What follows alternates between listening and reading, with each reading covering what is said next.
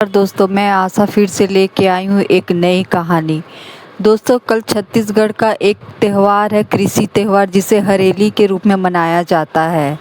इसी के बारे में मैं कुछ बताना चाहती हूँ। हरेली त्योहार मिट्टी, किसान और खुशियों की कहानी है। छत्तीसगढ़ के एक छोटे से गांव का नाम है सोनपुर। चारों तरफ हरियाली, खेतों में लहराती धान की फसल और दूर दूर तक दिखाई देती मिट्टी की पंखुड़ियाँ। बरसात का मौसम आते ही पूरा गांव जैसे नई जिंदगी से भर जाता है। पेड़ों की डालियां पर पक्षियों का बसेरा होता और खेतों में किसान दिन रात मेहनत करते। इसी गांव में एक किसान रहता था, राम शाया। उसकी पत्नी जमुना और दो बच्चे मोहन और गौरी रहते थे। राम शाया के पास थोड़ी सी जमीन थी। उसी जमीन पर धान उगाकर वह अपने परिवार का पालन पोषण करता था। एक दिन सुबह सुबह गौरी खुशी से दौड़ती हुई आई, माँ के पास आई और बोली, माँ, इस बार हरेली कब है? मैं तो अभी से तैयारी करूँगी। जमुना मुस्कुराकर बोली। जमुना ने मुस्कुराकर कहा, बस बेटी, अब ज़्यादा दिन नहीं है। हरेली हमारे छत्तीसगढ़ का बहुत प्यारा त्यौहार है। इस दिन हम अपने खेती के औजार और पशुओं के प्रति अपना आभार व्यक्त करते हैं। गौरी ने पूछा, माँ, इसे हरेली क्यों कहते हैं? जमुना ने प्यार से उसके सिर पर हाथ फेरते हुए कहा, क्योंकि सावन में चारों तरफ हरियाली छा जाती है, खेत हरे हो जाते हैं, पेड़ पौधे हरे हो जाते हैं और किसान के मन में भी उम्मीद की हरियाली आ जाती है। हरेली की तैयारी। हरेली से एक दिन पहले ही पूरे गांव में चहल पहल शुरू हो गई। घर की महिलाएं आंगन की सफाई करने लगी। घर के दरवाजे पर नीम की टहनियाँ लगाई गई। जमुना ने घर की साफ सफाई करते हुए बच्चों से कहा, कल सुबह जल्दी उठना, खेत के औजार की पूजा करनी है। मोहन ने पूछा, माँ, औजार की पूजा क्यों करते हैं? रामशाय ने पास से कहा, बेटा, किसान के लिए उसके हल, कुदाल और दूसरे खेती के औजार बहुत महत्वपूर्ण होते हैं। इन्हीं के सहारे वह खेत में मेहनत करता है और अब अन्न पैदा करता है। इसलिए हरेली के दिन हम उसका सम्मान करते हैं। मोहन ने तुरंत कहा, तो मैं भी पिताजी के साथ औजार साफ करूंगा। राम शाय हंस पड़े। हरेली का दिन। अगली सुबह गांव में अलग ही नज़ारा था। सूरज निकलने से पहले ही घरों में चहल पहल शुरू हो गई। जमुना के घर के आंगन में पूजा की तैयारी की। रामसाय ने हल, कुदाल और खेती के दूसरे औजारों को साफ करके एक जगह रख दी। घर के पशुओं को भी नहलाया गया और उन्हें सजाया गया।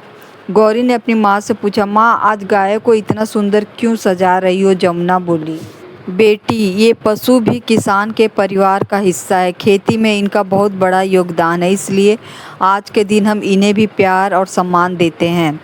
रामशाय ने पूजा की और भगवान से प्रार्थना की, हे भगवान, इस साल खेतों में अच्छी फसल हो, बारिश समय पर हो और हमारे गांव के हर किसान के घर खुशियाँ आए।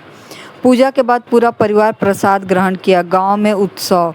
दोपहर होते होते पूरा गांव त्यौहार के रंग में रंग गया। बच्चे अपनी छोटी छोटी खिलौने, गाड़ियां और पारंपरिक खेलों के साथ खेलने लगे।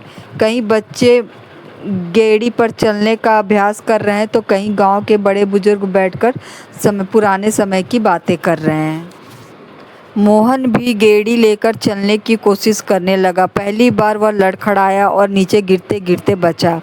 गौरी हंसते हुए बोली, अरे मोहन, धीरे धीरे चलो, नहीं तो गेड़ी से पहले तुम ही जमीन पर पहुंच जाओगे। मोहन बोला, मैं एक दिन पूरे गांव में सबसे तेज गेड़ी चलाऊंगा। सब लोग हंस पड़े। किसान की उम्मीद। शाम को राम साय अपने खेत के किनारे बैठा धान की हरी फसल को देख रहा था। जमुना उसके पास आकर बैठ गई। राम साय बोला, देखो जमुना, इस बार अगर फसल अच्छी रही तो मौसम ने साथ दिया तो फसल अच्छी होगी। जमुना ने कहा, हाँ, आपकी मेहनत कभी बेकार नहीं जाएगी।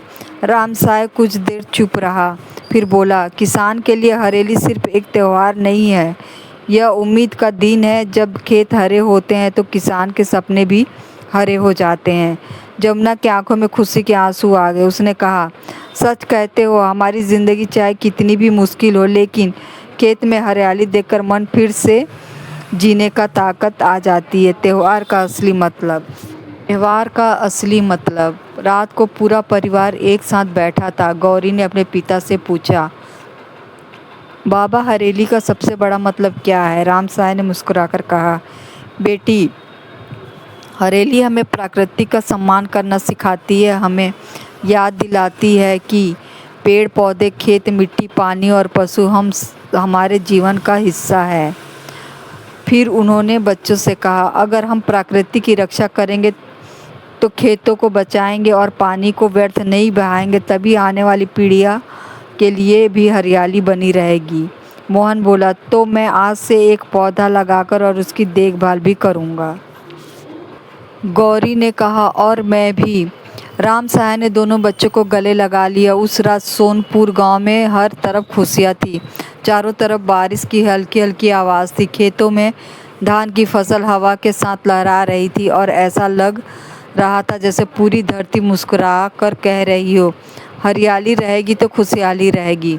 हरेली त्योहार केवल एक त्यौहार नहीं बल्कि किसान, प्रकृति, पशु पक्षियाँ और धरती के प्रति प्रेम और कृतज्ञता का पर्व है। और यही छत्तीसगढ़ की असली खूबसूरती है, जहाँ मिट्टी से जुड़ा इंसान अपनी मेहनत पर गर्व करता है और हरियाली में अपने आने वाले कल की खुशियाँ देखता है।